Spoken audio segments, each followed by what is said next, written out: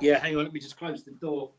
Oh, he's gone. We're live. He's out of here. How you doing? No, it's okay. He's back. He's back. And look what he's wearing. He's got some 1995. Was it 1994? I think 93. 93 yellow garb. For those of you who thought that. Oh, hang on. I can hear myself. That's horrendous. Let's get back. Let's get out of that. Here we go. Perfect. Guys, for those of you who thought that Tottenham's future was bright, then you need to put some sunglasses on because Jonny has some even brighter yellow garb going. How are you, Jonny? Good to see you, mate. I'm all right. Great to be back with me and you again. Yeah, this is a 93. I think it's 93 Spurs training. It's actually a training kit. It's got an initial at the back. I'm trying to do some research because I got a bag full of stuff back in the day, and it's got a big Y in white fabric with a J in there. So if someone can tell me the year, a member of staff that had the Y and the J. Yeah, it's got Umbro on the back. 92, but this is training. It's like a fabric. Terrible if it gets wet. I can tell you that. Guys, excuse me. It's a little bit rough today, so I went out and did a long. Is my microphone screeching as well? I need to. It's a bit screechy, the mic. Yeah, a little bit screechy. I just, you know what? All of my troubles with regards sophisticated hackers have sent me back to old school. I'm working with analog stuff that's trying to plug into digital. It's all gone crazy. I hope everyone is happy and healthy doing the things I love. Listen, guys, it's all a bit crazy. I did the walk and talk, and I was like, okay, I want to upload this, but at the same time, I don't feel like I've dived into it. And also, I want to get Jonny's take. I wanted to get Dave's take as well. I wanted to do the devil's advocate this week, but unfortunately, my illness, I had the flu, and it's terrible. So I ended up kind of like scrapping it all, and now I want to get all this stuff off my chest. But of course, you can only do so much in a walk and talk because Bugsy Malone doesn't give you that much freedom to be able to talk the way you want to. So I wanted to get it on with Jonny, and then Johnny's like, okay, I can go live at 2:30. And I was like, okay, can you push it back to 3? And then eventually we settled on what we're doing. But I also wanted to get the first part of the video out so I can hand over the Oki to Jonny, because I've already said, if you haven't already, guys, if you're just joining, then you have maybe just missed a 25-minute premiere whereby I was talking about the news, views, and clues of the day. And Jonny, those things are essentially, we talked a little bit about the Tottenham takeover story, right, with Amanda Staveley, and there's obviously updates to that I didn't get to go into, which is like, Kieran Maguire saying they're gonna pivot towards Real Madrid. You've got some thoughts on that. We're going to come to you very briefly. You've also got other people saying that it's not really that feasible. The incentives for private equity isn't quite there because they don't really understand football, and I think that maybe there's some truth to that when you look at what's going on at Chelsea, which we can talk about. But ultimately, I think the biggest elephant in the room is that Amanda Staveley's connections primarily are with Qatar, and Qatar are a lovely little gold goose egg of money, pits and opportunity. However, I think that you can't ignore the massive elephant in the room, which is, and not that I want to get into the politics of world wars and what's going on in certain areas, so I don't understand it, nor am I qualified to, nor do I have a dog in the fight. As an Irish Christian, I don't really have, and a non-practicing Christian, really, I don't really have any kind of understanding of the complexities of the history. But for what it's worth, you have to kind of where the rubber meets the road is that Tottenham is a Jewish-owned club and a massive slice of the Jewish population. I think, Jonny, I'm not sure if you might be saying this, but I think you are part of that contingent, right? Who supports Tottenham, and obviously Qatar have a history very recently exposed as being the guys who are hosting the lead or have hosted the leaders of Hamas, right? So it's complex, and I think that they're being political. It's a muddy path for Daniel Levy to tread, and he wants his stake in the football club going forward. He wants control. He wants ownership. He also has got his eyes on the NFL, bigger prize for him. Maybe he wants to move away from Tottenham and move into the NFL, which is far bigger for him. And maybe Joe Lewis doesn't really give a shit either way around who the owners are going to be, but ultimately he wants his payoff. Obviously, Qatar might be easier in terms of numbers, but in terms of the other complexities, maybe you should look west, not east. So we're going to talk about that stuff. Guys, I hope you are all happy and healthy. Thank you for those of you that watch the premiere and come over to this live stream. It is obviously right at the kickoff of football, so I hope we're going to see some okay numbers. But either way, guys, I just want to quickly call something out, because that this channel is a channel that prioritizes balance, and that the only people that I don't have on my channel are people that I don't necessarily jive with on a human level, personal level, right? Everybody else, everybody that I know, that I've met, that I like, it doesn't matter whether they like my takes, whether they are 180 on it, whether they're somewhere in the middle, it doesn't matter. My pursuit of value in this game is to have balance. So that's why I have Jonny on. I love Jonny as a human being. I think he's an absolute sound as a pound guy. Love him. Can't wait to do what we're going to do going forward. We're going to work together in more of a kind of formalized fashion. But certainly on certain topics, Jonny and I don't see eye to eye. When we come to the devil's advocate, I bring in Dave. Right? Dave, between Dave, Jonny, and I, we have 3 different takes on the same topic. And, you know, and I love Dave as well for the same reason. Don't agree with him on everything, but agree with him on a human level. Great guy. As it should be, right? As it should be. Saba, another guy. Do I agree with his football takes? Predominantly, no, I don't. I don't agree with his stance on Tottenham. I don't generally agree with most of the things that he says regarding our football club. However, I know the guy on a personal level, and I know him to be an absolute legend of a guy and a decent human being who just happens to see the end of it, guys, a largely irrelevant thing, which is football in the grand scheme of things. Do I like the guy as a human being? Yes. And I obviously encourage all of you to leave your feedback in the comment section, in the live streams like you're doing now, or in the comment section after the stream, after the videos, whatever. Let us know. I want the feedback. If it's a terrible show, if you don't like it, let me know why. I'll do my best to adjust. But ultimately, when you are trying to be balanced, you are going to offer opinions that you don't like, right? And I think we've always shook hands on that as an audience of Spurs Talk Show. The other day, I was really disappointed. Really disappointed. Obviously not with all of you or even many of you. I was really disappointed with the subsect of the few people who happened to go out of their way the second that the live stream finished and then drop comments that were basically saying, they were literally saying, not going to watch this. I've seen the word Spursy in the thumbnail, or I've seen that it's Sava and it's Jonny and I don't like them. So fuck this, fuck you, unsubscribe, dislike, all that nonsense, right? And listen, as I say, I'm more than happy for critical feedback. I want it, I encourage it, I love the debate. But when you're going out of your way to not watch a show, but you want to go out of your way to leave a comment that basically tears apart the confidence, if they don't already have, you know, iron cast confidence in their opinions, of people like Jonny, people like Sava, who are going out of their way. I don't pay these guys. I don't offer them. It's not like they're getting paid for this. This is, you know, and I just felt like it was an attack that led from some sort of direction. And it was incredibly unusual to find it on this channel. And I don't encourage it. I left the comments up because once you go down that path of removing comments, then it's a slippery slope towards censorship. And that's not what I stand for. However, can I just say, it's the first time, and I've lost count how many times we've streamed together, that there was ever anything like what was left the other day for both myself and Sava. And it followed me onto another stream and someone else the other day. And, you know, criticism, I don't expect. Look, the reason we love football is a game of opinions and no one's ever going to agree. And back in the day, you used to go down to the pub and you would hammer it out at the pub and you would argue with your mates and that would be it. But this is a much wider audience. And, you know, whilst 90% of the people leave decent comments, even not agreeing with me or you or Dave, whoever it may be, they're decent comments. You're talking rubbish. I don't agree. And this is why. That's fine. It's when you get that's encouraged, by the way. I want those sorts of feedback. That's I want to learn. You know, we're all figuring this game out. Correct. Content. We all want to know whether we're too verbose or we hark on something or we're missing something.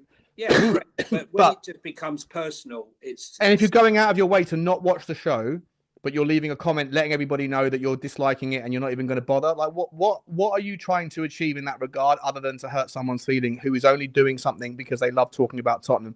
And if you are someone that only wants to hear the opinions of which you share, then you are looking for an echo chamber. And unfortunately, this channel, therefore, is not for you. It's not for you, right? Like, this is not an echo chamber channel. This is a channel where you're going to get people on. Like I say, the only prerequisite for my guests is, do I like them?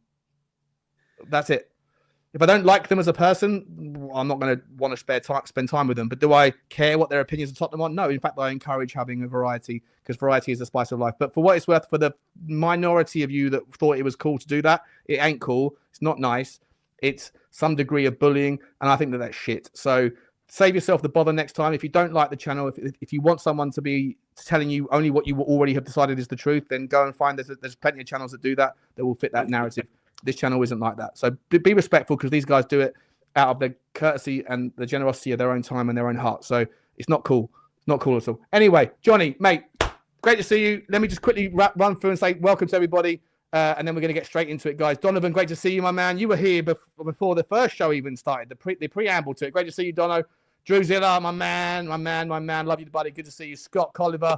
Colliver, I'm not sure if it's Colliver. Rakdos, what's going on, buddy? Good to see you. Good to see you. Danny Reardon. Mate, Danny, I didn't realise, buddy. I'm so sorry, man. I've been so absent-minded. I went through my comments last night and I saw that there were like dozens of generous little gifts that you donated to all the shows for the last like 9 months. I hadn't seen any of them because I haven't really been able to look at my channel. So please, and to anyone else who's done the same thing, please forgive me for any non-recognition of any super thanks or whatever they're called. Was never intended. Danny, you're a big supporter of the channel, man. I really appreciate you. Thank you very much. Rob, great to see you. Alpesh, good to see you, buddy. The Mighty Cockerel, same again. Darren, John, who else we got going on here? Tony. He hates me, but he still is a member, and I love that. See, this is a great guy, right? He appreciates. I believe he thinks the opposite to me around Daniel Levy, or like he very much one way. But you know what? He appreciates Tony calls it as it is. We don't always agree, but Tony's always there from Sweden, and always good to have him on. Speaking of Swedish people, mate, as it is to have everyone on. You know? Of course. Speaking of Swedes, man. Speaking of the Swedes, listen, we have to talk a little bit about Viktor Gyökeres. I mean, did we listen? I'm a massive. Let's start. We'll start right there. We'll start right there straight away. Let me just quickly say hello to everyone else. Spurs King, good to see you, man. Wolves 1-1. Dan Hussam. Oh, hello, mate. Oh, Don Hussam. Hey, Donny boy, what's going on, Mr. Hassan? How you doing, Liverpool fan? Good to see you, mate. I am back, Bo. I am back. Yeah, trying to do my best.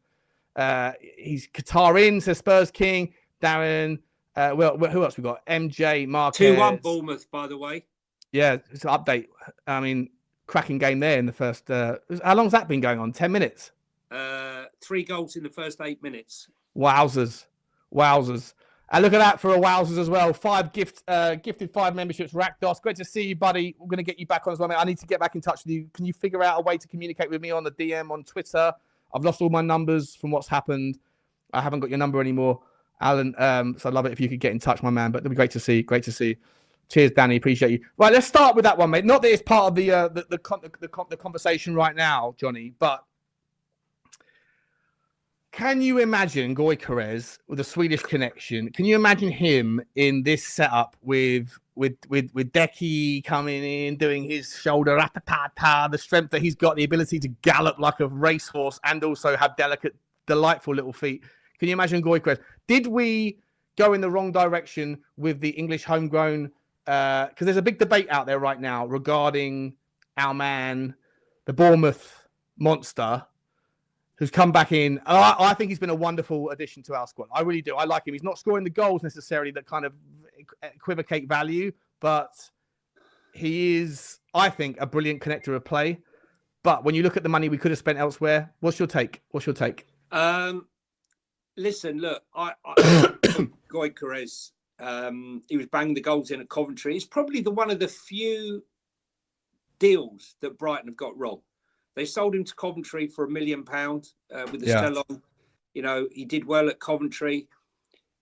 I don't think that there was, 100% belief when he was at Coventry he was going to go on and continue, and in fact increased his output at somewhere like Sporting. He's been unbelievable. He's a goal machine. I never thought with you the Spurs would go out and spend 65 million on a striker, to be honest with you. I wasn't sure if I was going to see it actually happen. So I really feel that for 70 million, pushing the boat, we could have got Gyökeres. Now, I'm not going to sit here and slag Solanke, just to say, wasn't a success at Chelsea, very young, wasn't a success at Liverpool, didn't get a lot of opportunities, but he, never made his mark there, and he's had a couple of good seasons at Bournemouth. I think 65 million is very, very rich for Solanke. Yeah. He works his socks off. Homegrown, it's a homegrown factor as well, though, right? Yeah, homegrown. Works his His name was off. Dominic Solankini. How much would he have been? Well, there's the thing. Right. To me, he's a mix of the old school throwback centre forward, bustling. But, I think there's more finesse out there. Listen, he creates space for others. He comes deep. I wish he'd stop coming deep, because when I watched how Iriola played him, I felt like he got the best out of him in his career by playing off the shoulder and exploiting his strength in that position rather than coming deep, working. And, that's why I feel like he's not scoring the goals. He's not Harry Kane. He's not going to come deep. I'm not trying to compare him. I'm talking about the element where he drops deep and then tries to spray a ball 20 yards across the other side of the pitch. That's not his game. Yes, if you come deep, you're leaving pockets of space for Sonny or Johnson to run into and for others to exploit. But I really would like to see him playing off the shoulder, so when the balls do come over the top, that he can exploit it. Now, Gyökeres, for me, I would definitely 100% have preferred. That would be my choice before a ball's kicked. Then I watched him the other night against Arsenal. And Saliba and Gabriel pretty much bossed him about. Now, I don't know whether that's because Amorim's left and, there's something suddenly been taken off the table, and that's why he was a bit of a no-show. I think the whole team surprised a lot of people with that very sort of flat performance against Arsenal. But I don't think there's any doubt whatsoever. If you see Gyökeres next season in a red and white shirt, I think it's going to install a lot of fear into it. He's incredible, mate. I don't know how everybody missed him. He's just one of these guys that, but when you see him now, I don't know whether it's just like confidence that breeds something in the Swedish. Well, it does. Confidence breeds confidence, right? 100%. But you look at Dejan Kulusevski.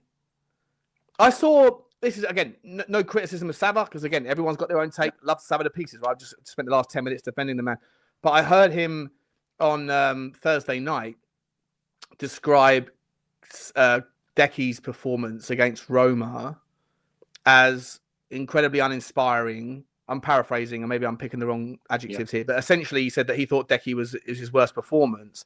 I thought Decky in the first half, especially in that last half, like last 25 minutes of the first half, when Tottenham was sensational. That last 20 minutes of the first half, better football on display than arguably some of the moves against City.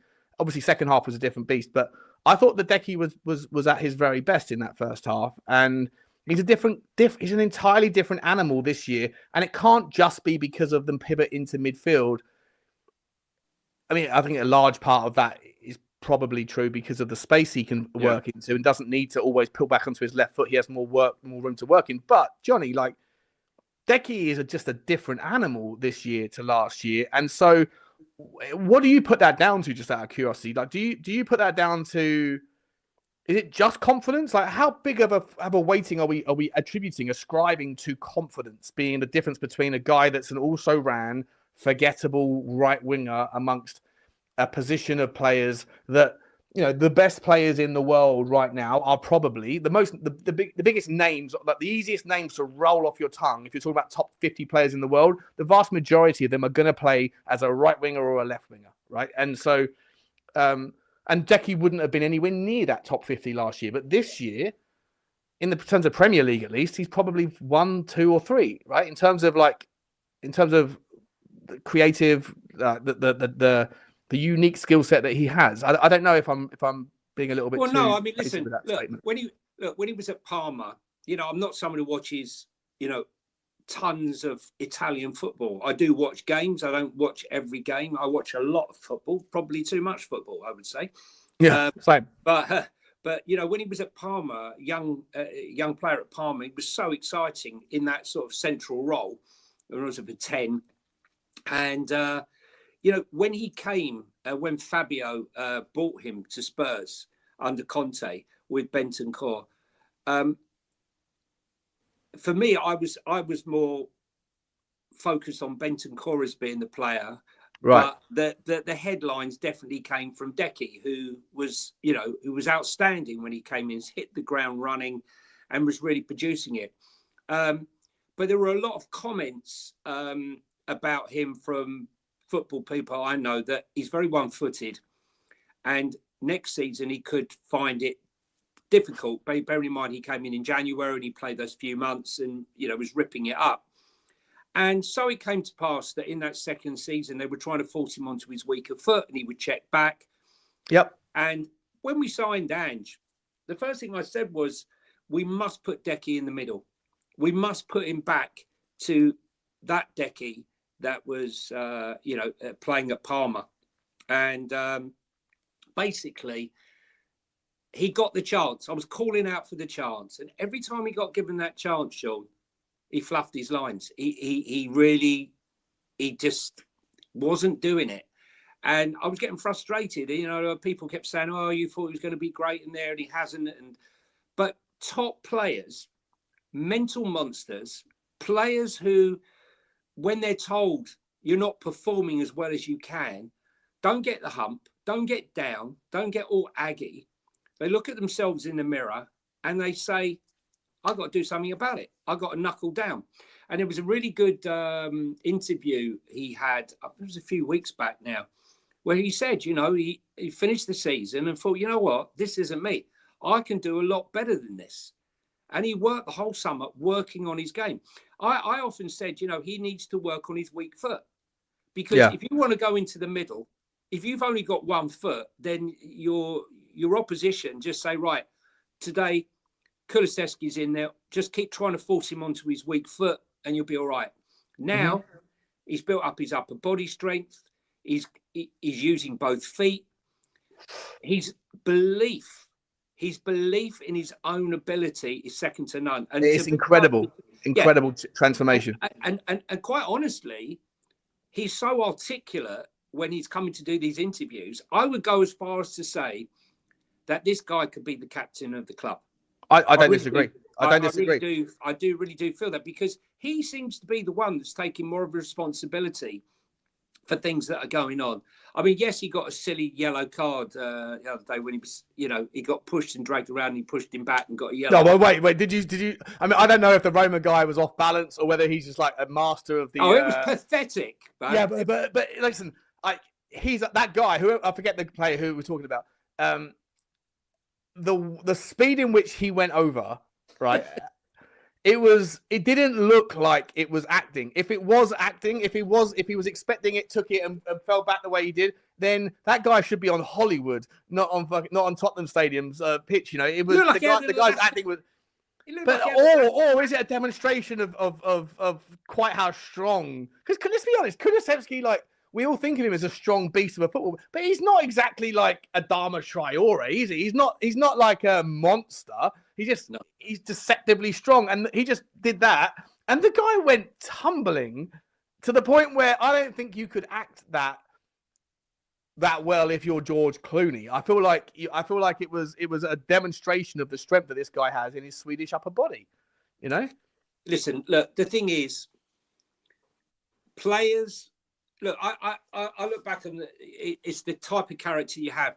When Christian Eriksen left Spurs, we had a massive hole because, as usual, Daniel was looking to save a bit of money and we never bought a creative midfielder. We had a massive hole in the middle of the park. Suddenly, the guy who was pulling all the strings was no longer there. So what? And he had a long time to see that coming as well. It wasn't exactly a quick decision, was it? It was a slow burn over 18 months. It was a slow burner. You know, now I think we would be addressing that by buying some youngster who's going to fill that, whether it be 2 years, 18 months, 3 years down the line. Anyway. Correct.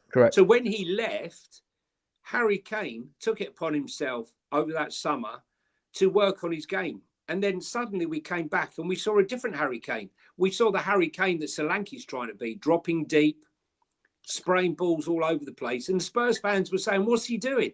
We want him up front. Because sometimes... Yeah, the difference being that Harry Kane could do all that and still bang in 20 goals, right? Correct. But he wasn't, at the beginning, the fans were saying, we need to be in the box. We're crossing the ball and there's no one in the box because Harry Kane's coming deep and he's doing that. But he still scored all the goals, but he was creative. And what I'm saying is he became... Is Dominic Solanke capable, though, of... No, not to the same level, but is he capable of, like... Do you expect Dominic Solanke to grow into this team, or do you expect the frustrations of those that have it? I don't have the frustrations with him. I'm watching this Wolves-Bournemouth game, by the way. It's an absolute belter. What's the score? It's still 2-1, but it is there's a player in that team that from last week, I can't get enough of him. Mateus Cunha. What a player. Yeah. I don't know how well I like Bellegarde. Is it Bellegarde? Yeah. I think his name is. He's like Adama Traore, right? Another guy who's absolute steroids. Semenyo as well for Wolves. Yeah, Semedo. Oh, it's just gone 3-1. Has it? It's just gone 3-1. I must be behind. It's about to happen now for me then. Yeah, look, it's one of those. Dominic Solanke, I think, is going to be one of those. Unfortunately, similar to how I suggested that I think that Ange Postecoglou will be the guy before the guy. But Rome wasn't built in a day, the necessary cornerstone of the future foundations. I love Ange Ball, mate. I watched that game. I saw loads of people, talking about the game afterwards. I didn't do it. I was sick in bed. Look, we've got lots to talk about today. We've got lots of things to get through. So we'll skip forward. But I do want to get your take on the Roma game real quick.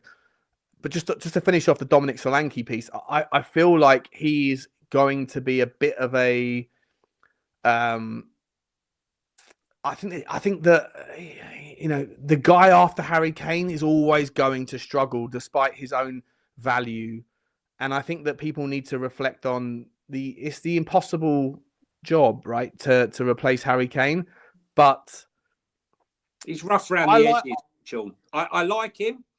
You cannot fault his work ethic, right? You cannot fault it. But sometimes, I'll give you an example.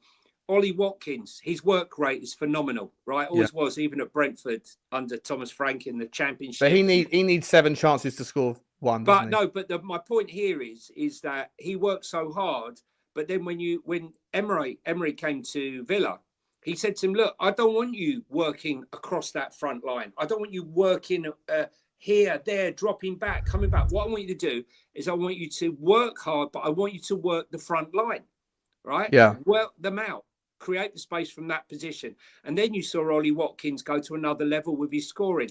And quite honestly, that's where I'd like to see Dominic Solanke, because I think, I think Hummels bossed him around a bit. Oh, that guy put in a shift, didn't he? Hummels, unbelievable performance really from him. Bullied him. Tottenham could go a lot. Tottenham would a player like Hummels, like a bit of a brick wall. Like he looks like he's 45, and maybe he doesn't have probably is, right? But like broad as the day is long, and just a beast of a player that's difficult to get past. He understands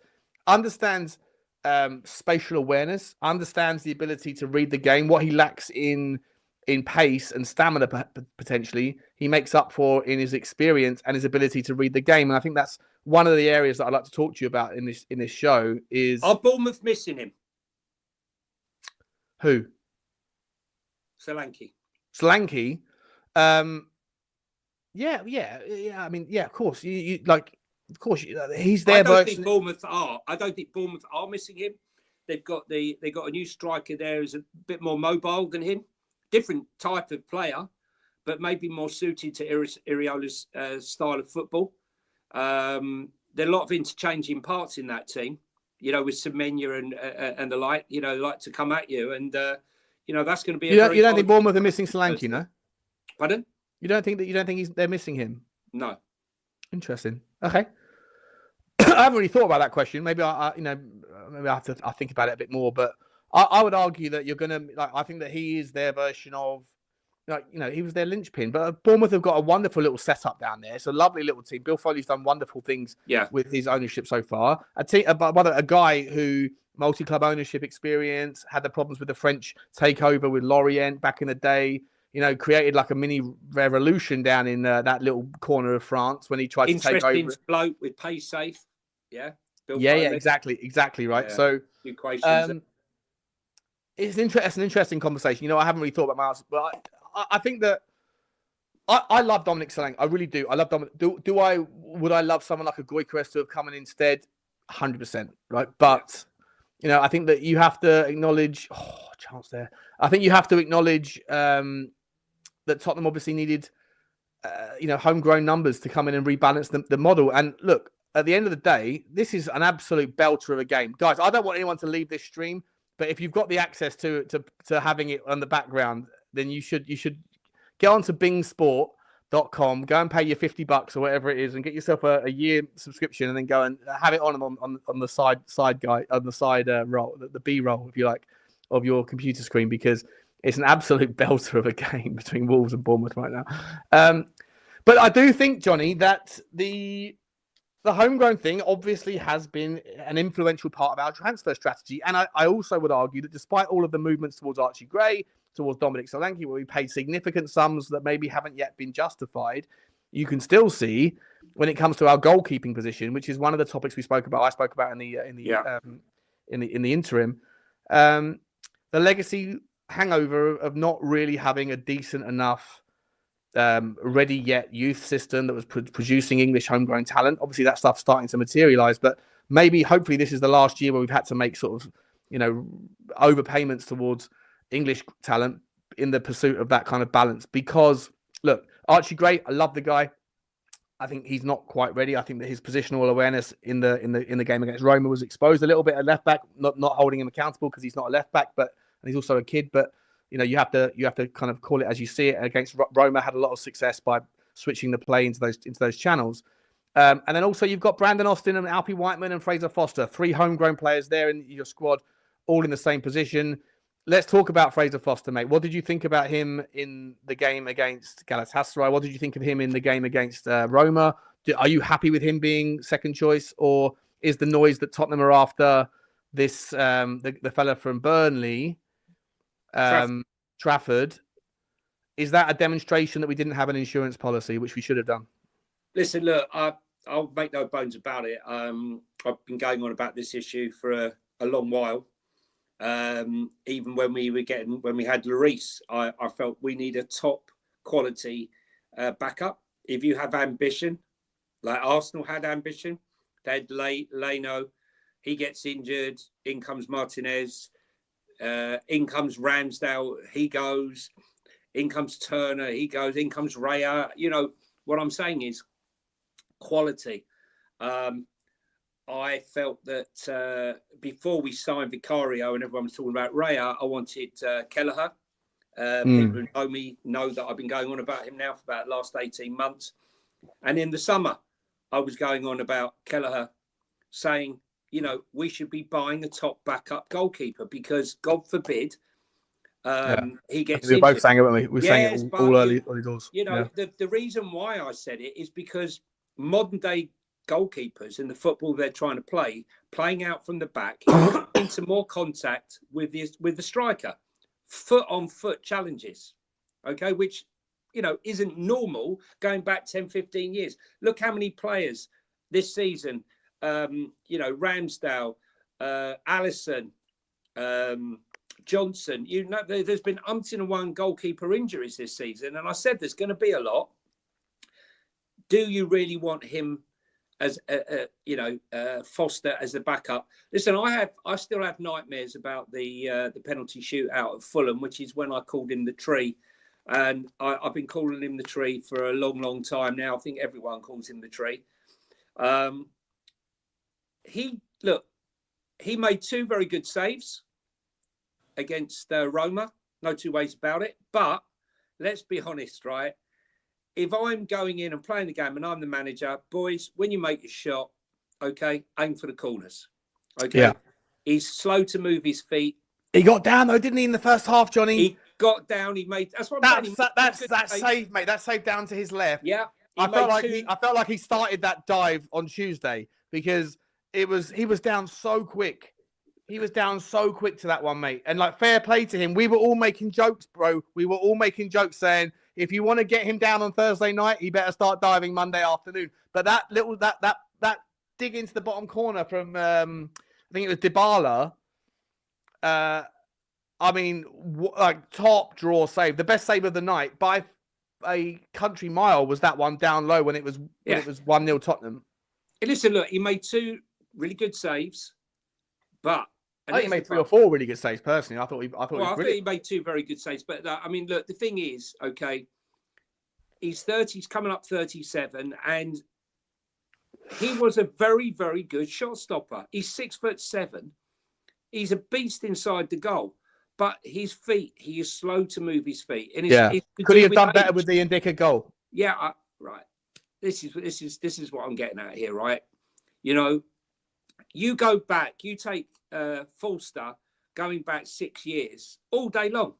Like, he's a top goalkeeper. I'm more than happy to have him in my goal. I'm just saying, you're coming up to 37, you start to slow down.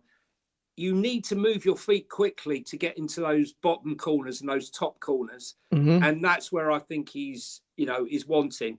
For me, Kelleher Shippers, unfortunately, has sailed. I'm gutted about it because, wherever he goes next, he's going to be a first choice for him. Yeah, no, but my point here is, Mamrashvili's coming. They're going to have 3 top goalkeepers. We've got 1 goalkeeper, a guy on a 5-year contract who's never going to play, and a guy who's a DJ and part-time goalkeeper and Alfie Whiteman. Okay, but let me ask you this, Johnny. When you look around the other teams around us, how many of them have got a second choice goalkeeper? Okay, well, hang on. Okay, that's a good one. But let's look at them. Right, Chelsea have got Sanchez and Jorgensen. Yeah. Right. So better one, or maybe I think less of one, but better 2. Manchester United have got Onana, lesser 1, and in Altay Bayindir, arguably better 2. Right. Newcastle United, Pope and the Greek name, I forget his name. Well, he did all right, didn't he? Did very well. He did very well last season, didn't he? Yeah. He did step in and did okay, but it also cost Newcastle. I'm not saying he cost Newcastle, but Newcastle didn't do as well as they did the year before. Arsenal, they had Raya and Ramsdale, and then they suffered with the debate of who's the number 1, because I think you need. I said this in the preview video. I think that you need at least a solid number 1 that is going to be the cement in your team, but you need someone who's capable. It's a difficult circle to square. How do you get someone who's good enough that when they're needed as the insurance policy that they're capable and you're not worried, but how do you also keep them happy? You either go for a man on the way down in his career, which or you go for the next up and coming guy who's on his way up. But that guy, for you to have confidence in him, he's obviously proven it elsewhere. And in the likes of James Trafford, he had the chance to go to Newcastle in the summer for 20 million. He turned it down. He said, no, I'd rather stay at Burnley. And you know what?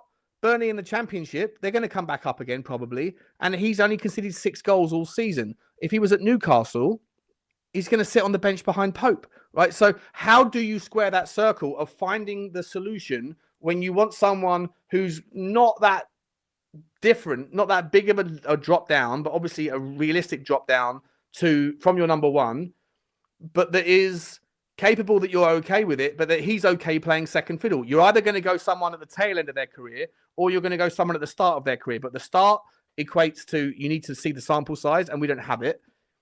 We don't have it in Austin. We don't have it in Whiteman. Yeah. And how many other teams have got better? There's not that many. Look at it like that, though. I don't look at it like that, Sean, because I believe that competition is a healthy thing. Because you look at Spurs, and, right now, where do the threats lie to certain positions? If you've got someone up your backside who's performing, that can only spur the first choice person to perform. And when I look at the goalkeeping situation, if we were to say if we sign Kelleher, just for argument's sake, right? And this is if Vicario never gets injured again, which I don't think it's going to happen, because I think, as I said, modern day footballers playing out from the back come into contact regularly with the attackers. So they get injured. You've got 8 Europa League games or 8 Champions League games. You've got probably a minimum of 3 cup games. So that's 11 games if you don't go anywhere and you don't, and your first choice goalkeeper never gets injured and you don't get any further in any of the competitions, right? 10, 11 games minimum. I don't think personally that's sitting on the bench. I think, if they're having great performances in there, in these games, competition. It asks a competition. It asks the question, oh my God, the fans, we would be sitting here, we'd be going, is Kelleher better than Vicario, or is Trafford better than Vicario now? Look how well he played against Romero, or look how well he played against Galatasaray. Right, keep talking. Sorry, Johnny, keep talking. Someone's at my door, banging the door. All right, no worries. 2 seconds. Sorry, so those are the questions, you need to have. And competition for me is 100% where it's at. I just think Spurs looked the cheap route. I mean, why do we offer 5 years for Brandon Austin? Yes, we need the homegrown, but 5 years, really? And Alfie Whiteman, I think he comes to the end of his contract in the summer. As I said, he's a DJ, he's an artist, whatever, and he's a part-time goalkeeper. We got Gunter, who's a fantastic goalkeeper. I've seen him in the under-18s, under-21s, and we've got Josh Keeley down at Barnet, who's doing really well. But I think, 19, I don't think they're ready to step up just yet. Kelleher was coming in a couple of years ago in the odd game and did really, really well. And he's, 2 years younger than Vicario. He's 25 years of age. So I'd like to see a goalkeeper who, if it is Trafford, then so be it. But again, if you're going to offer Trafford a contract, you're going to be saying to Trafford, you're going to be playing all Europa League games, or you're going to be playing all our cup Would games. You like him, though? I prefer Kelleher. Yeah, he ain't coming to us play second fiddle. Would you take the other Irish guy? I don't believe in second fiddles, though. And I'll be honest with you, Kelleher came and Vicario, I love Vicario, but I don't think, it's like saying to me, would you actually have so-and-so come in when you've got James Maddison? Yes, I would, because James Maddison needs competition. Why do we need boy, didn't he? And boy, has he found it in the shape of the Swede. Big Swede. Well, this is what I'm saying. Why haven't we got a left back, right? If you've got ambition, you go out and you buy Hincapié, right, from Bayer Leverkusen, who's a left back or a left centre back, or you're looking for the future. You go out and buy someone like Leif Davis, to blend in there, and that's what I'm talking about. He's a good player, isn't he? He's a lovely player. Lovely player. He is a lovely player. Yeah. I for me, Liam Delap is a bit of a Dom Solanke on the cheap, to be honest. Yeah, but would you be satisfied if Tottenham went out and bought him? I know with benefit of hindsight, we see it now. I don't think Man City should have got rid of him. He reminds me of Duncan Ferguson, or Drunken Ferguson, as they used to call him. That's who he reminds me of. Look, I just think backup is a healthy thing, and this club, every single transfer window closes in the summer. We have the same conversation. Didn't do enough. We needed more. We didn't do enough. We got no backup. If we have an injury, we're in trouble. When we sold Sanchez, we've got no. I hear you. Johnny, let me. It's an interesting segue there, because you just dropped 2 different little comments that I think both of them are perfect segues to go in one direction or the other. One is the ownership. The other is one of the transfer rumors that I didn't drop on the preamble to this. Let's start that. We'll keep the ownership story for last, because I do want to get your take on it. And obviously, you're someone who lives and breathes the troubles in that area, and obviously the Qatar thing, I think. So I do want to get your take on it, right? Doesn't affect me quite as much. The Manchester City thing, you talked about. You talked about Leif Davis. Let's talk about another player. Gittins, Jamie Gittins, left winger, plays for Dortmund, from the Man City academy. Reminds you of somebody else? potentially, that is also struggling now, but was once upon a time a wonderful English talent that was blessed, that blossomed in a certain environment in Germany, and of course a player that some of the Tottenham community still want to see come to Tottenham now, despite donning the blue shirt of Chelsea and struggling in that. Of course, I'm talking about Jadon Sancho. Jamie Gittins, not a dissimilar player, right-footed, left winger, plays in the Dortmund system that encourages their fullbacks to get forward, to bomb forward, and then therefore encourages their forwards to come inside. Little bit like, I don't know, the inverse of Decky, but an old school, traditional, lightweight, tricky, incredibly gifted footwork, technical gem, and a player that's doing very well over in Germany. He's been linked with Tottenham. We always go left field, don't we? Spurs, there are players we sit here and we wax lyrical over, and then suddenly from the left field, out of nowhere. This is why I'd love to see Fabio do his conducting. Still again. Back, yeah. Same. Yeah, because is he still involved in the club, mate? Is he still involved in the club at all? He's still involved in the background somewhere. But what I'm saying is, he is the master conductor. When I look at the players he's brought into this club and the influence they've had on this club, I think he is the man. Listen, I'm a big fan. Sorry, Jory. I'll come back to that after this conversation. Yeah. Sorry, mate. I do apologize. I'm a big fan of Amari Hutchinson, for example. And I highlighted him before the game. He ran all over the place. I think he scored a goal again in the weekend. 25 million. He beats his man. I don't feel that we have wingers that beat their man. Brennan Johnson scoring goals. Can't ask any more than that. But he's not a guy that's going to beat his man. Yeah.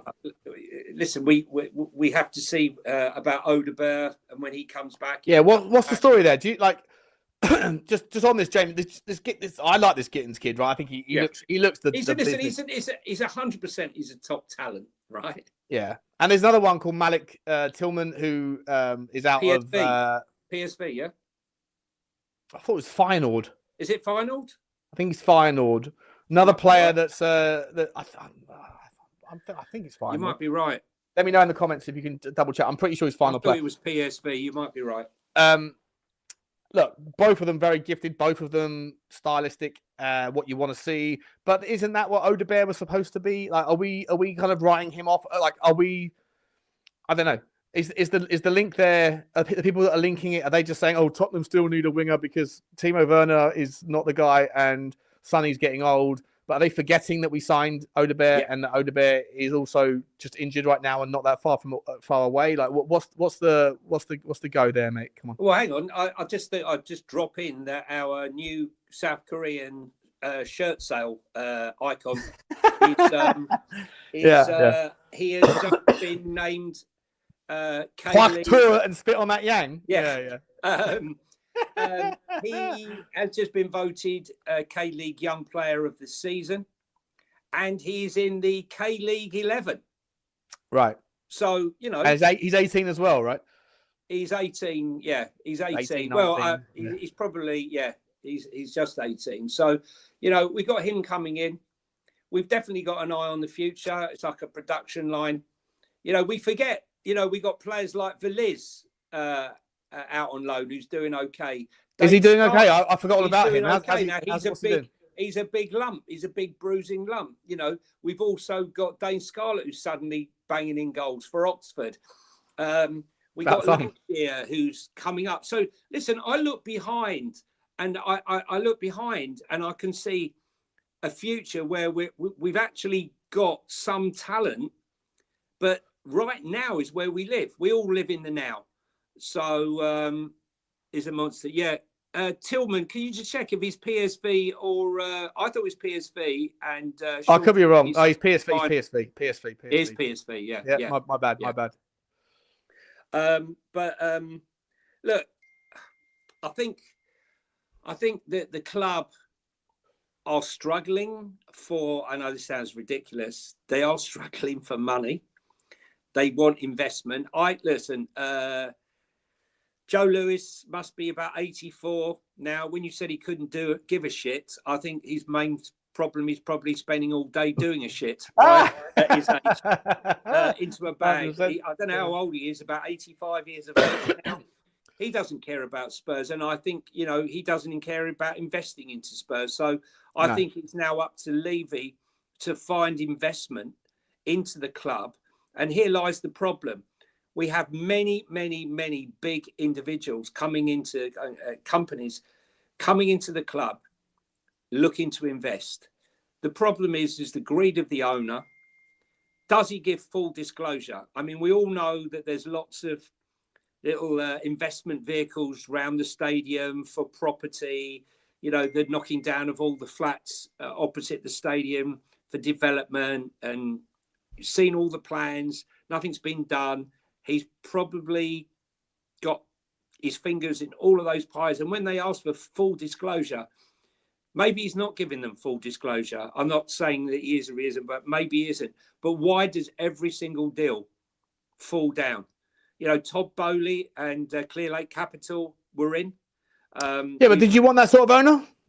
No. But what I'm trying to say is, there's a saying, isn't it? Be careful what you wish for, right? But I don't think that this fan base would have complained going from the sublime to the ridiculous. We've gone from a guy who didn't want to put his hands. Oh, no, of course. This is the fan base. But since when did the fan base know what they want? The fan base don't know what they want. The fan base don't know what they want. The fan base want everything now. We're buying everyone. And they're delighted with it. And then all of a sudden, that sets the new benchmark of what is expectation. And then suddenly, when you're in financial trouble, fuck that guy.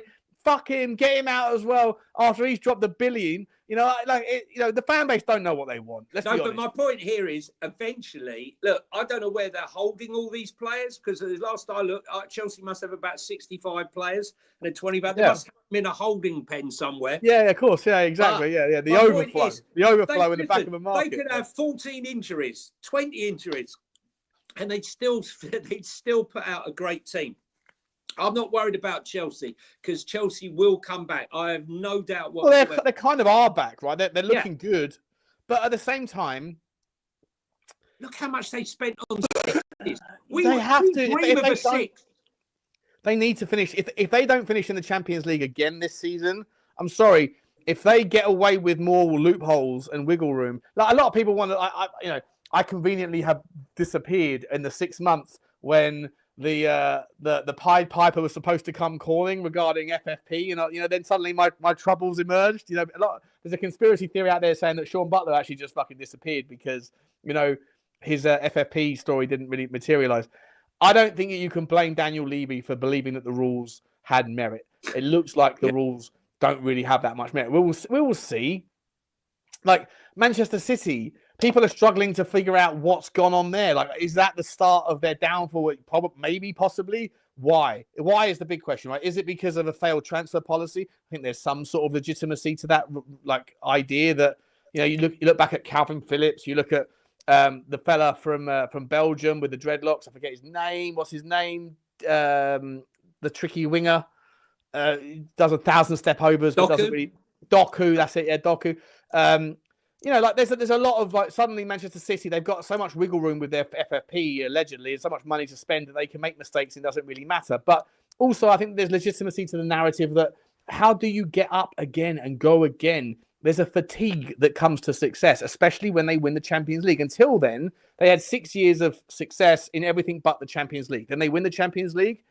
How do you go again? It's difficult. And after a while, even if you're Pep Guardiola, the same halftime team talk, it probably becomes boring. You need to have a transition, a turnover of playing staff so that at least 30% of the players are hearing that shit for the first time. And if they haven't done that correctly, there's enough evidence to suggest that they are on the decline as a football. Let me tell you, Sean, there's probably 1 million or more Spurs fans around the world, probably 50 million Spurs fans around the world who are sitting here waiting to be bored to death with winning.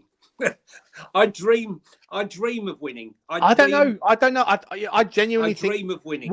Why hasn't Manchester City's fan base like 10x'd? Yeah, but listen, look, I'll be honest with you. Until last year, they struggled to sell out. They struggled to sell their season ticket allocation. They struggled to sell out every game. 2-3 years ago, they could barely get people to a Thursday or Wednesday or Tuesday night game against some of the best I think we've teams. got more heritage. I think London. Yeah, of course. But I also think that there's part of the journey is like people think of like failure as the opposite of success, Johnny. It's not. It's a stepping stone to success. It's part of the process, right? Yeah. And if you're someone that's gone from nowhere, like Chelsea did pre-Abramovich, they were nowhere. They had cars in their car park 30 yards from the goal. Like, an unthinkable memory that isn't that far in the past. I remember growing up and I'd be in West London on game day, and Chelsea were a nobody outfit with cars behind the South Stand. Like, that's not that long ago. I mean, maybe it is. Maybe I'm old, but like, like Chelsea went from nowhere to everywhere a little bit too quick, and then they had immediate success because the rules weren't there in place, and they shut the door after the horse bolted. Manchester City were a kind of stepping stone away from Chelsea. I think that there's value in the process. I think that when Tottenham finds success, whenever it is, if we can make it sustainable, and we do it without buying our way to it through Qatar money, it'd be so much more valuable, so much more appreciative. And people do get bored of success very quickly, mate. That's why millionaires strive to become billionaires. That's why billionaires strive to take over the world, because when they have everything, they need something else. To fill it. I understand that, but Spurs fans have been devoid of that for such a long time. You know, when I was young, I had belief every season. I truly believed we were going to win a trophy. I truly believed that. I don't have belief now. I just have hope. I hope we win something. I don't ever truly believe that we're going to win something. I hope we do. I want to be proved wrong. I want to start, last season, those first 10 games, it was like a runaway horse, the horse is bolting down the field and everyone's buzzing and, everyone's on a massive trip. And I was just trying to hold my horse back just in case, like, could this really be? And then I fell off the saddle, right? And, it was back to reality. But, we all dream and hope that the club has success. And, with that is the hope that a new owner will come in and release the purse strings. And, I'm not saying buy the success or but we'll come out and we'll say, you know what, this club needs a goalkeeper. This club needs a world-class striker, whether it be Goalkeeping or we're not going to get another striker now. We're not getting another striker, are we? Let's be honest. We've got Richalison. No. We've got Dom, and we've got. But what I'm saying to you is, if you have absolute ambition and desire, listen. Levy has done a great job as far as bringing the club forward to build the stadium and all the rest of it. But I don't care about that. Ultimately, I go every week, home and away, because I want to see us win and play football. And if what we were promised was this new stadium would generate the funds, which will enable us to compete on the level. The problem is that, it's not generating enough funds. We're just paying off debts. No, hold on. Have you, when we were under the 5 years from 2015 to 2020, we were spending 20 to 30 million pound a year on our transfer budgets. On net, you can go and crunch the numbers. I've done it. Yeah, because don't forget, we didn't. From 2020 to 2024, we spent 130 million pound per year, 110 million pound per year net, right? And that's including the Harry Kane transfer. Go and crunch the numbers. It's like this idea that we were promised it would make us be able to compete. I don't know. Daniel Levy didn't know. Maybe he's not God, right? And as much as people want to find a reason to have a crack at him, fair enough. But at the end of the day, it's a Cambridge graduate. Listen, it's a Cambridge the graduate. Inflation in the market of the price of players has gone up exponentially, probably faster than the revenue that we can generate, which again should give him some, if you're trying to be balanced, not you, Johnny, but if anyone is trying to be balanced, they should appreciate the fact that we have the diverse revenue streams that do ultimately come back into the coffers. As much as people say it doesn't, it does, because the revenue that comes from the go-karting, the revenue that comes from the NFL, the revenue that comes from it goes in there. Shakira, whoever it is that's singing and dancing on our stage. We are now spending 120 million, 4 or 5 times more per year in the last 5 years since the stadium than we were before. And as the debt goes down, we didn't spend for 2. Don't forget, we didn't buy anything for 2 years. Yeah, because of that investment. Same like Arsenal may have put in a purchase here or there, but let's be honest, Arsenal were also affected by their own transfer, their own stadium strategy. Can I just say though, I think a lot of it though, Sean, is to do with the persona of our chairman. Is he a people person? I would say probably not. Right? Is he a genius? Listen, as I said, Harvard, Cambridge graduate, spotted by Joe Lewis. Believes in him in a financial aspect, 100%. But some of his decisions on a personal note with humans, whether it be sackings or appointments or some of his decision making, laying people off, and all the other things that go with it, have maybe a little bit left to be desired, which is why there's so much probably animosity towards him. Yeah, I think that there's also, Johnny, a lot of people that don't understand the economics. Someone like this joker here, Stuart Austin. I don't know who you are.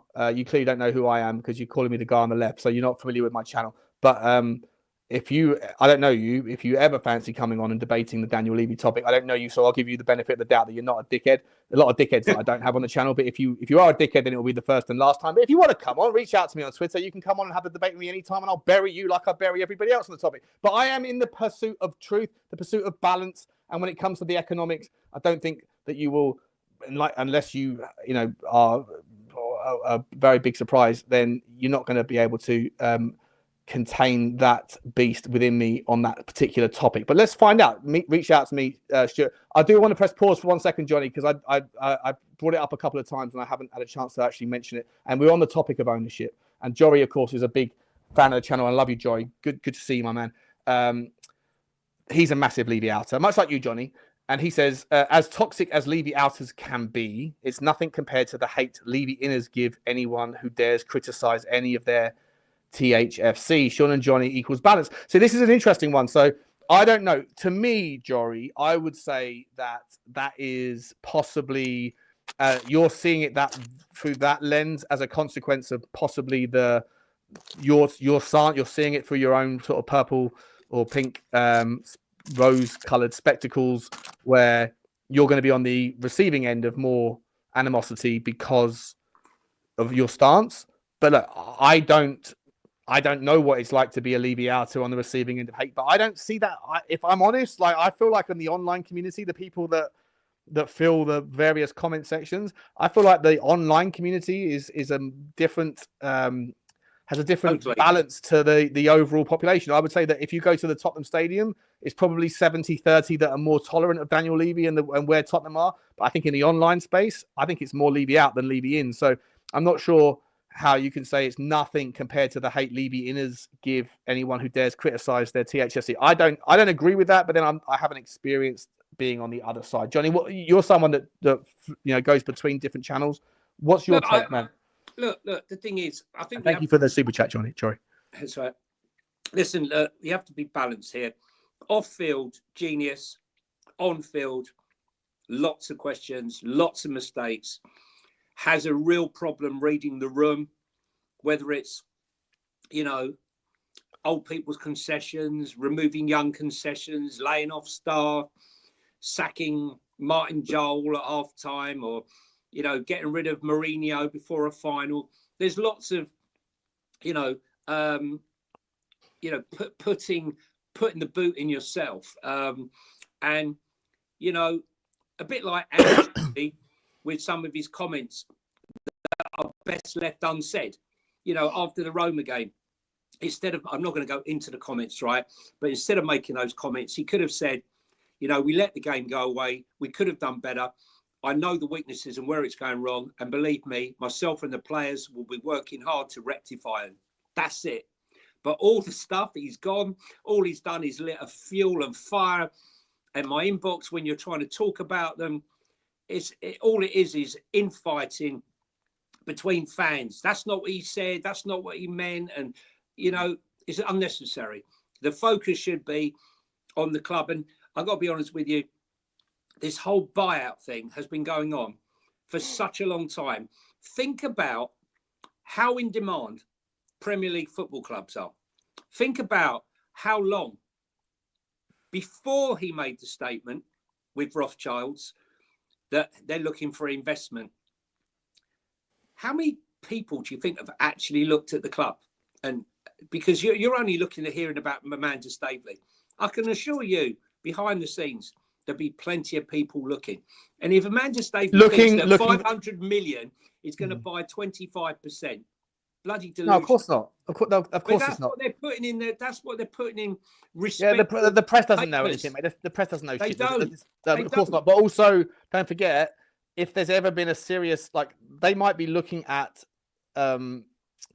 unofficial numbers. They might be looking at the numbers that you see that are reported every year in the accounts, but those accounts don't show the devil's in the detail. And there's a version of the reports that we see, as I have to go through every year as part of my process, but they don't categorize anything to any. That they break things down into one of three buckets, right? You're right. It's either commercial revenue, it's either match day revenue, or it's other, essentially. And so you don't get any detail into where the rubber meets the road. With regards, anyone that wanted to really take a look at Tottenham, Daniel Levy is under due process. He has to disclose that information to the shareholders, and by proxy has to disclose it to the public. So that's why he wanted to take the company entirely private. But thankfully 17% or whatever it was of the shareholders said, no, I want to keep my slice. Because by doing that, you have to keep the thing in the open forum, and consequently, mate, like, there hasn't been any meaningful bids. Otherwise, we would know about them. We have to know about them. So there might be inquiries of interest, expressions of interest, but that doesn't mean that there's any actual meaningful stuff. And until there is, then those people aren't going to get to look through the books with the ability to see exactly where the margins are, in what departments, how much revenue is really coming in from NFL, how much is really coming in from concerts, how much is coming in from go-karting, Stuart, how much is coming in from the fans and the pensioners that were cut off, and the disabled people. All that stuff is they conflate the whole thing into buckets of three. £55 for Roma instead of £30 for all the other games. Right. So I heard you mention that on the Irish Hotspur, right? So let's discuss that for a second. Do you think that Daniel Levy is experimenting there? Because the fact is, he put the price up by that much across the board, and yet there was 7,000 empty seats, 6,000 empty seats. 9,000, I was told. 9,000. So 9,000 empty seats into 60,000 is about what, like 15%, give or take. Yeah, but you put the price up by, what was it before? £35 a ticket. Yeah, and you put it up to £55. Yeah. Okay, so that's, again, an increase of more than 25%. So there's something in economics called elasticity of demand. You have to figure out whether or not, if you put the price up by a certain amount, there's very few products and services in not to bore you guys that are listening to this, but there's very few products and services in circulation that have inelastic demand, which basically means if you put the price up by a certain amount, you're going to get more revenue than you would otherwise. In the case of Tottenham, he's sitting there thinking, all right, if I put the price up to £55, I might lose a few seats, but the net is going to put the doorbell's gone, but the person who. But that's where I disagree with you, Sean, because my point here is this is Levy thinking of finances and not thinking out the box. I'm thinking out the box. Here's an opportunity to take your 10, 11, 12, 7-year-old son, daughter for the first time to go and see a game of football. And the £30 makes it affordable, and the 55 might make it inaffordable, right? But to fill in that stadium with people who cannot afford to, because they can't go because they're not season ticket holders, here's an opportunity for once, maybe one game in a whole year or one game in their entire life. Tonight, I'm going to go to Roma. I'm going to pay the £30. They go to the stadium. And then you get a legacy generational fan. Correct. Yeah. And then they buy a shirt and a... On that basis, do you think that Daniel Levy is Johnny? I know you're not. I know you're playing the devil's advocate, and that's great. That's what we do. That's what we do on this channel, right? We take that different sides, and it just happens to be that you're going to take the other side because you'll suit that one and I'll suit this. But don't you think that Daniel Levy is fully abreast of that relationship between the risk and reward, the intangible relationship between inauditable money that can come in the future versus money that's here and now versus the inelasticity or otherwise of demand? When you look at the fact that he hasn't sold the naming rights, which donuts like Stuart Austin, who says, thanks, lol, when I say I'm going to save you the boredom of that conversation, this is a typical donut who doesn't want to know the economics of the situation, who already has his mind made up that Daniel Levy is the pariah and doesn't understand why more people don't understand why he feels the way he does. It's because he is not interested where the elephant in the room resides, which is the difference between revenue and the difference between profitability, the difference between growth and the difference between fandom. There is an unequivocally grey area. It is what it is. Nothing is black nor white, my man. Racism aside, there's always a shade of grey in one part or another. And when it comes to Daniel Levy, he's basically pretty good at figuring out whether or not it makes sense to sell the naming rights to a brand, Johnny, who want to benefit from when the TV's on in, I don't know, Charlotte, North Carolina on Thanksgiving. I don't know if there wasn't a game this time, but when I was going to add to this, right? A very important part. I read an interesting report that not through design, but through COVID and all the rest of it, and sponsorships falling through the roof, that we have actually benefited massively by not having a branded stadium. Exactly. The Tottenham Hotspur Stadium, right? I'll give you one example. There's a game called Madden NFL, right? Perfect. Which is like FIFA, but for NFL fans, right? Yep. Now, in the game, they've got the Tottenham Hotspur Stadium, right? Okay. So, just press pause, Johnny. What market do you think is the biggest growing market of Premier League interest in the world, which also happens to have the biggest discretionable spend in the pockets of people that come from that region? Which area of the world would that be, Johnny? North America. Thank you. Okay. Yeah. So when those people are looking for, you know what, I'm going to butcher the accent here. I don't mean any disrespect to the Americans that are watching, but you know what, I like that soccer. I got to pick a team. I don't know which team I'm going to pick yet, but you know what, that Tottenham Hotspur, the Tottenham, they sound like a team that I like because my NFL team was playing there. You know, like, it's not beyond the realms of possibility that there's a little bit of logic that has gone into the realms of why do we sell the stadium naming rights to Coke or to Google or to Apple or to whoever the fuck else?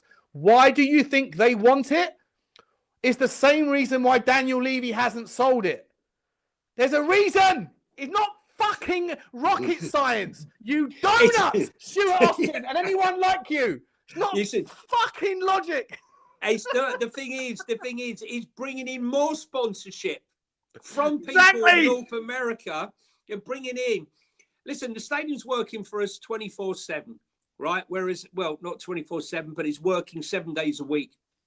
And the thing is, I speak to a lot of people from the States who message me. How comes you speak? Well, we see Tottenham when we're playing Madden or when we're watching the Red Zone, and it's in Tottenham Hotspur Stadium. Where's this Tottenham Hotspur Stadium? Because they've been built up on the NFL stadiums all this time. There's no Wembley Stadium team, right? It's the Tottenham Hotspur. It's an unusual name. And you know what? Hotspur also happens to be a little bit of a reflection towards, do you know where the most money that comes from NFL happens to distribute from? What state? And happens to be a little bit akin to the name of a Hotspur. Do you know what a Hotspur actually Dallas Cowboys. Is? Thank you! Texas Cowboys! It's a cowboy thing! It's a thing that you dig into the backside of a fucking horse! All right? So there just might be a little bit of a lay over there. You absolute fucking morons. Wakey. There's logic at play here. You donuts. Jesus fucking Christ. It's not that complex. It isn't that complex. Daniel Levy is not a fucking idiot. There's a reason why we haven't sold the naming rights. Can I just add to that, though? It wasn't, like I said at the beginning, it wasn't by design. It became by fault, not by design, right? And, you know, the thing is, when you speak to these people, you know, they had no idea about football. It's just something that, but when you're hearing it repeatedly, they don't want to play at Soldier Field or Lambeth Field, right? All those places that they play all the time. And let's play the Tottenham Hotspur Stadium. Exactly. And that's it's become ingrained in their heads. And you've only got to come down to the stadium now and see how many Americans are there. And I've got to be honest with you, I'm fed up. I don't want to see us going on a tour of Australia or a tour of South Korea. No offense to people in South Korea. I hope to be I think we've done that. I think that I want to be sailed, going right? to North America to satisfy our fan base, which is growing hand over fist there. At the that's the thing, Johnny, right? So let's bring it back to common sense. So I was having a bit of fun there, telling a bit of fun with people. But the reality is that there is an opportunity cost, right? So yes, we've got Heung Min on the decline a little bit, let's be honest. Although, to be honest, the last couple of games, I think that you've seen the best of Sonny that I've seen for a while. Against Manchester City, tearing the arse out of still the top 5 fastest player in Kyle Walker in the Premier League, and certainly in history. You have to acknowledge that Sonny looked at his best. I don't think he looked at his best every game, and I think that Ange is doing a wonderful thing managing his minutes, giving him enough time to show his stuff, but also recognizing that 90 minutes isn't necessarily necessary anymore. Plus, you've got somebody else who's faster than him in Timo Werner. Oh, by the way, not to get sidetracked, because I want to finish this point, but somebody in the comment section on one of my videos the other day said, "You donut butler, you don't clearly know your ass from your elbow." That when I was criticizing, I wasn't even criticizing it. It was, I just said, I love Timo. You had me at Boost Gumps. Timo. But anybody who's sitting there who's a defender of Timo, and I'm one of them. I like Timo Werner. Right? I think he's a valuable asset. He's unique. But if you're going to sit there and say that he looked up to find Brennan Johnson in the 4th goal, like, you're delusional. He didn't look up. No. He got to the byline, head down. You compare that to Decky, who has his head up, and his head is up, looking for the pass more than his head is down. Head down, Ronnie Rosenthal with pace. Right, but like Decky's looking up before he's got the ball, after he's got the ball, after his first touch, second touch. He's always looking up. Sometimes he finds the pass, sometimes he doesn't. But there's like a balance to it. And Decky's maybe a little bit too far one side, and people like Timo at the other. But Timo had his head down. Anyway, long story short, when it comes to the Sonny thing and the Korean thing, mate, I get it, right? There's your cash cow, and this is Daniel Levy needs to figure out, for me, like, he knows he's got one eye on the future, right? He's doing that with at least the team selection and the transfer strategy. Are you doing that with the tourism strategy? Because I get it. That's where your cash cow is. You go to Korea every summer, you pick up 50, 30 million, whatever it is, in ticket sales, and you sell out 3-4 stadiums, and Sonny's the legend, all that, blah, blah. And now you've got Heung Min, spit on that thing. I get it. Spit on that thing. Spit on that thing. He is he's running the gauntlet with regards to the American opportunity, because it's not as if Tottenham have the control over that conversation, right? Like, yes, we have the branding naming rights, which we just mocked and had a bit of fun with, but where Aston Villa, American owners, they're over there every summer. Chelsea, Egyptian. American owners. Egyptian, but with American backing behind it, right? There's private equity behind it. They're building the pyramid in the car park at the Villa. You got Chelsea. Thank you. You got Chelsea with their American owners. You got wait for service there, Sean. Yes. We've got lollipops and things. Anyone want a lollipop? Oh, well, I'm on the phone. Sorry. You've got. What was I saying? Chelsea. They have their American ownership, right? And they're over there as well. So you've got Chelsea, West Ham. I mean, how many other teams were over there? Newcastle were over there in the summer, right? You've got 4 or 5 teams that are all trying to get hold of that market. Tottenham don't need to rest on their laurels too much with that regard. If you do, you're not going rest to be... on them. Yeah, I hear what you're saying, but you need to dip your toe in. It's a 250, 300 million market, okay? And do not ignore the market, is what I'm saying. We've got quite a loyal Korean, Japanese, Asian fan base. Yeah, wankers are us. I haven't done a live stream for ages, mate. I feel like I want to just. I've had a couple of bottles of cider, and it's Saturday afternoon. I'm feeling better. The flu's behind me. Fuck it, let's go in. Let's fucking pile in on some people. Let's get back at it. Wankers are us. We should have a banner. Wankers are us. Look. I just think go out to South Africa this summer. Play a few games, satisfy the fan base, grow it up. Yeah, but listen, is there? How do you? So we're talking about opportunity cost. How do growth you? In America is huge, massive. But how do you juggle that with the opportunity cost of letting down the Korean market? You can't just go to one. I'm sorry. Listen, you can't do both in the same summer. No, you can't. Mind you, they probably tried. I just think that we are satisfying one market and one market only, and I don't believe in putting all my eggs in one basket.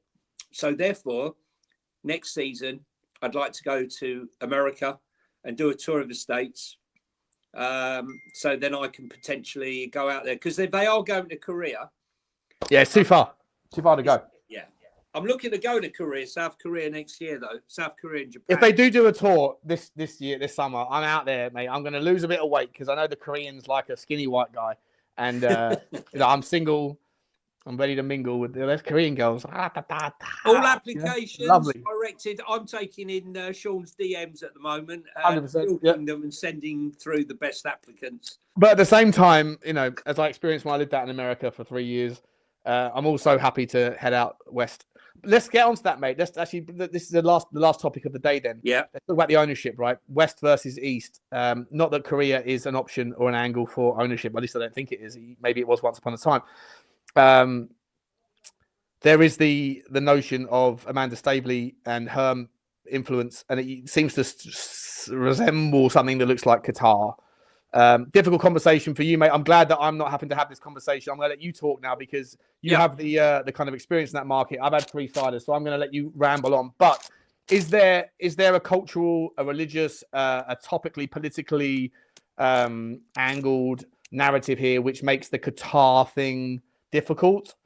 And do you think that Daniel Levy would rather lean west because of the NFL thing? Look, without trying to get too political, because I don't really want to go down that route because it's always ends up toxic. I think that the Saudi deal for Newcastle, they pulled a fast one. I reckon that there was money exchanged hands to certain people in the Premier League where they whisked this through under the noses of all the Premier League, and they got in, and now these loopholes, a bit like what happened with City and a bit what happened with Chelsea. I think what's happened with Newcastle now will probably be the last one like that. And there will be a lot of forensic accounting going on as to where the money's coming from. Who are these investors in Qatar? Meanwhile, there was no such investigation when we were going out to the World Cup in Qatar, when they were suppressing all the people who had died and fallen off buildings when they were building the place, or the oppression of the slave mentality of the people who are working out there, because Qatar doesn't have very many people I think there's something like 400,000-500,000 actually Qatari residents, and the rest work for those 400,000-500,000. Look, they're blessed with a shed load of money. Most Spurs fans won't care, but the difference is the rules have changed now. So whereas before, 10, 15 years ago, you know, they said, oh, Qataris are coming in now. The world is our oyster. We're going to buy Benzema. We're going to buy Ronaldo, any player in the world we can buy. Now you can't. Okay. There's restrictions on there now. So it doesn't matter if you've got the most, like Newcastle are finding, it doesn't matter. What we have, though, because we've had a very prudent owner, our PSR and FFP balance and our brand width to actually spend money is pretty fantastic.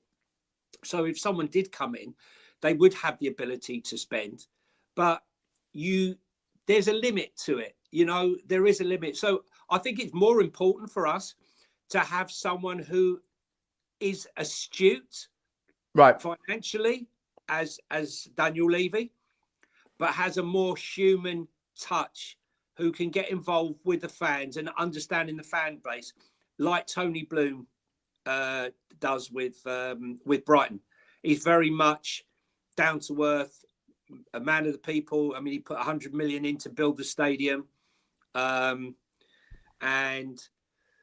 you know, he's consistently invested his own money in that club. I mean, you can see him sometimes. He goes to an away game and stands with the away fans. Yeah, can Daniel you imagine that happening? Can you imagine? So listen. I've been to Brighton and sat in the boardroom with both the Blooms, and I was invited by his brother.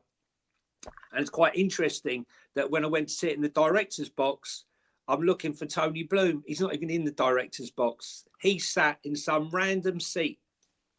He's not a guy who's sitting there lording it up. You know what's interesting though? Yeah. It's an easier circle to square when it comes to Brighton, because obviously they've come from nowhere essentially in a very short period of time.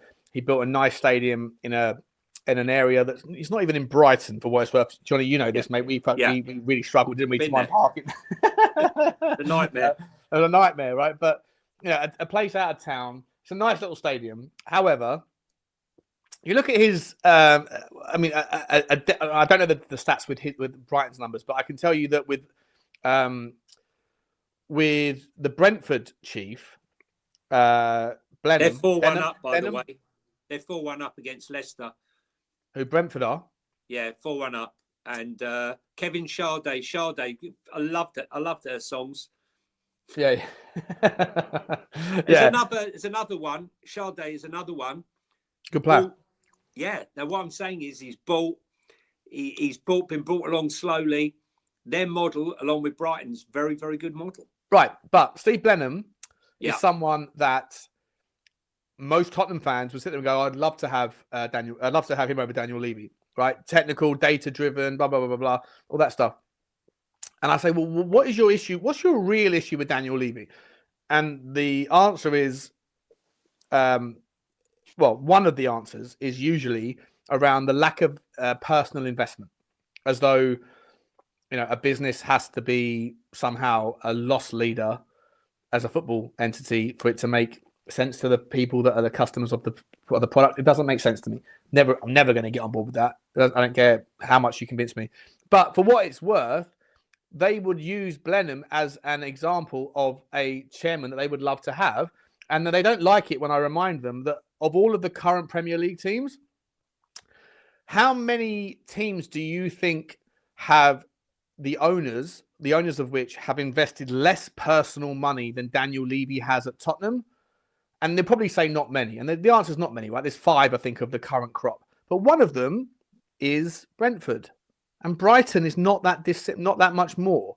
So, like, this argument that in order to be a likable owner, you have to have dropped your own money into the club, which a lot of people, like, hang on that nonsense narrative. They do. And I've never understood it. But Blenheim is an example that's often given as a preferable owner. Well, they were partners. He spent less money. He spent less money at Brentford. Yeah, he was a partner of Tony Bloom's company. Of Tony Bloom. Yeah, exactly. Before they fell out, but but he spent less money at Brentford than Daniel Levy has at Tottenham. Yeah, no, look, come on. You know, when you look at the model, where he's come from, built a stadium, and, you know, it's a much smaller club. His heritage might go back. I mean, I think I've got a programme, Spurs Brentford from 1936. I have to drag it out and show it to you. But, you know, they don't have the history. They've nearly gone bankrupt. I think they've done a remarkable job. You know, hasn't Daniel Levy? No, but we're talking about bringing Brighton from the brink of. Well, hang on. So was Tottenham. We were on the brink of bankruptcy in the 80s. Know. Oh, come on, hang on, Johnny. Surely, hang on, yeah. mate. No. Surely, come on. We were in the first division. No, we were. But surely they were in the third and fourth division. They were going down. We were on our knees, mate. When is it that Tottenham were ever in a position where we had the audacity to talk about title-winning ambitions outside of the 3-year periods that surrounded the end of the 50s to the start of the 60s? Apart from that little tiny kind of hemisphere. Well, listen, Arthur Rowe, Bill Nicholson, Keith Birkinshaw, and Christian Gross. You know, those are our prime years, right? I'm serious though. If you're gonna run with the foxes, then you can't hunt with the hounds. Okay? You have to be balanced. You can't be all things to all people. Daniel Levy has taken us from wherever he inherited us, which under Sugar wasn't great, let's be honest. And Sugar inherited us from Scholar, which he was even worse. But ultimately, outside of a couple of cups here and there, which I get, the proximity to success has been extrapolated out. I personally ascribe the difference to the value gap that's created outside of Tottenham Hotspur, Chelsea and Manchester City predominantly. But ultimately, are we or are we not now discussing what it's going to take to get us to a title-winning ambition? If we are, which I think we are, the channels that are the most predominantly Levy out, they talk about how do we get to the title? And if we're not winning titles, it ain't good enough. They weren't doing that in the 90s. They weren't, not that they could have done because there wasn't the internet, but I mean, we were winning cups. We were winning cups. Yeah, listen, it was enjoyable. The cup variants, we weren't winning leagues, mate. We weren't winning leagues. So cup variants is about luck and it's about approach. But it's not about the gap in the skill set. It's still exciting, though. It's still exciting, and it gives you hope, and it brings fans in. Everyone knows where they were when they won the cup. Nobody remembers the day we secured top 4. You don't remember where you were the night of the Ajax game? Yeah. No, that's what I'm saying. That's exactly my point. The cup games. We remember where you were. We didn't lift a trophy then, did we? I know, but it was a memorable night.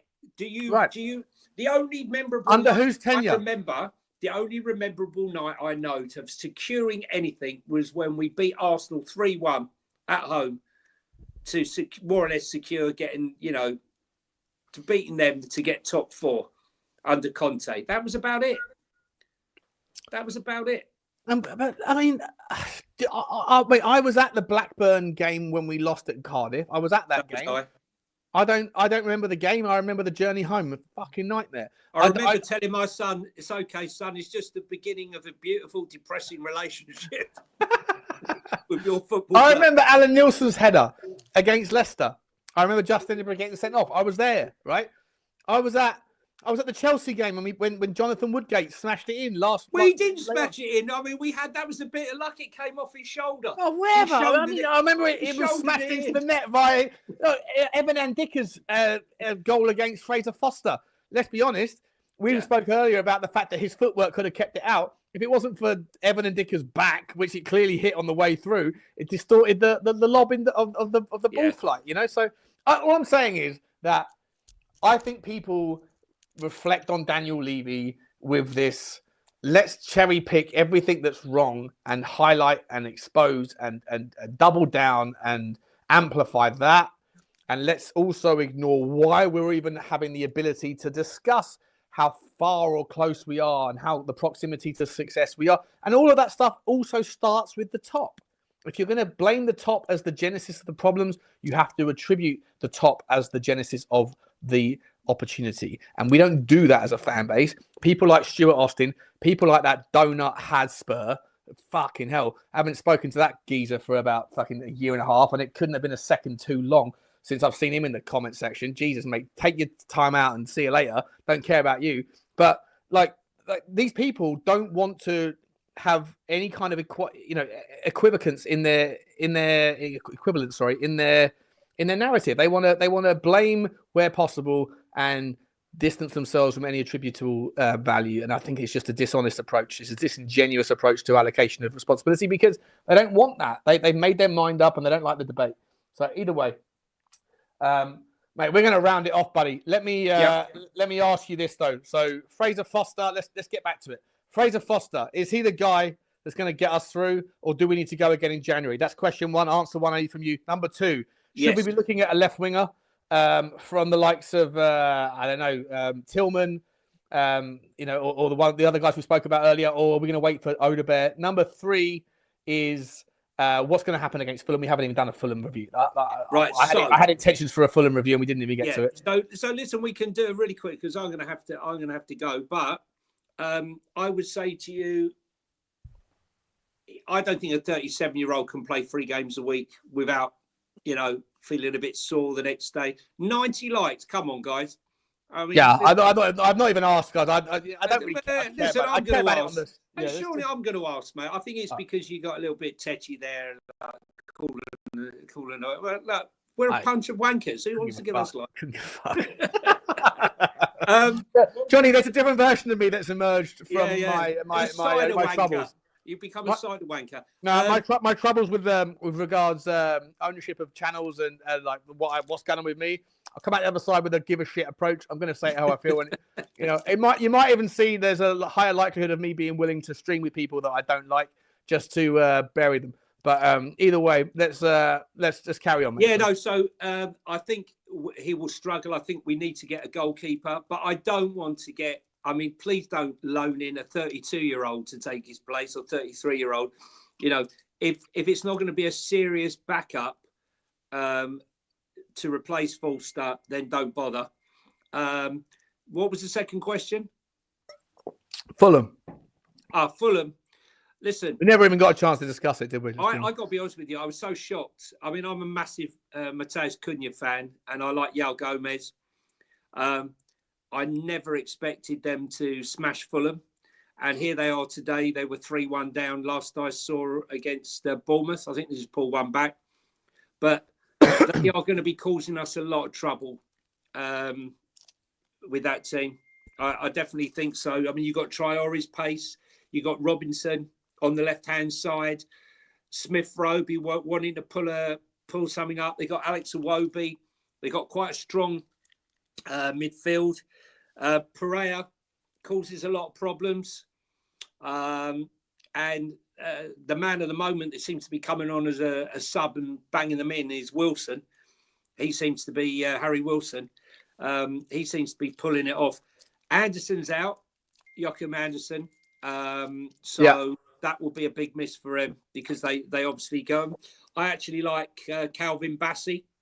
Came in from Rangers, big unit. They're going to give us trouble. They're not going to be easy. They're definitely going to be smarting from that weird defeat 4-1. And from what I saw, are you going tomorrow? Yeah.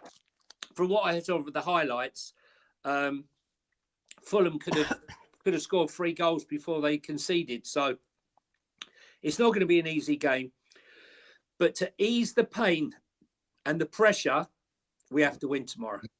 We have to. We have to win tomorrow. 100%. I completely agree, mate. I'd love to be able to do a more. You know what? What time is the game? Is it 4:30 tomorrow, Jonny? Yeah, I'm on. I've got last word after Fulham on. I don't even know what time it is. Then tomorrow, yeah, I've got last word, but we can do Monday if you fancy. Oh, we're definitely going to get back in. Like I say, guys, for those of you that haven't, that are new, there's 255 people. I get it. It's a Saturday evening, Saturday afternoon. Look, my troubles haven't subsided, but I'm at the point where I don't really give a fuck about many things anymore. And that's not just the side of talking, that's my general approach to life. Like, they've taken so much from me that I don't really care. So when it comes to certain things, like giving a shit about certain people's sensitivities, I don't really care about that. You're going to see a different version of me, one that's a little bit more raw, and I'm going to be saying things a little bit more or less delicately. With regards the devil's advocate, Jonny and I and Dave are going to be back at it as of next week, 100%. Now that my flu is behind me, we're back at this. Jonny and I are also starting either a segment, like a segmented show on this channel where I'm going to recognize and obviously appreciate Jonny in a different manner that you guys don't need to worry about, or we're going to start our own channel. Well, we're going to the talk life about and times of butterflies. We're both of us are big butterfly, massive butterfly people, right? Like butterfly wings, people. Yeah. Touch us once and we're going to curl up and die. Lots of things are going to come in that regard. Jonny and I are going to be working together. As I say, guys, like at the same time, whilst I say I don't give a shit anymore when it comes to the comment section that came from the show with Sava and Jonny the other day, I'm not having any of that bollocks. Okay, if you don't want to watch, then don't watch. If you want to watch and give us feedback. But if you're coming in just to say you're not going to watch, but by the way, fuck him or fuck that, then fuck you. Not interested. Not interested. So you can all fuck off in that regard. Not you. Most of you guys are all legends, but the small minority of you that did that, take a jump. So there's a different version of Sean Butler coming. It's a little bit less careful with his words. I don't care anymore. My life has had a 180 in terms of priorities with my dad's health. And at the moment, I'm in one of those moods where I'm a little bit more sort of gung-ho. We've gone full retro today. Full retro. Our comeback. Yeah. But that doesn't mean that we're not going to still deliver balanced and awesome content. So if you do like it, smash the like. If you don't, then don't. Don't really care either way. Love you both. Jonny, thank you so much, mate. What you got coming on? Doing anything tonight? Are you going anywhere? No, tonight I'm just going out for a bite to eat, and tomorrow going to the game and then coming back, and then baptism of fire if we lose on last word of Spurs. And, if we win, we can have a nice, happy stream with Ricky and the boys tomorrow. Yeah. Watch that. You might see if I get an early night sleep tonight, which I might do, having had a few ciders, I might have a little. Then I might be up at 7 o'clock, and if I'm up at 7 o'clock, then I might go live at 8 o'clock in the morning for a couple of morning brewskis before getting in the car and getting off. No, actually, brewskis will be a bad idea. Morning coffees before we get in the car, go to Tottenham, and then we're going to be doing the. I'm going to get the old camera out and start doing the old under the lights post-match footage like you guys enjoyed last season. Lovely to see you all in the comment section. Thank you for listening to us. Hope you enjoyed today's rant and bant. And Jonny, I'll see you at some point in the next couple of days. Love you, man. Yeah, love everybody. Like, subscribe, and comment. And as always, come on, you Spurs. Come on, you Spurs. I almost pressed leave the studio, but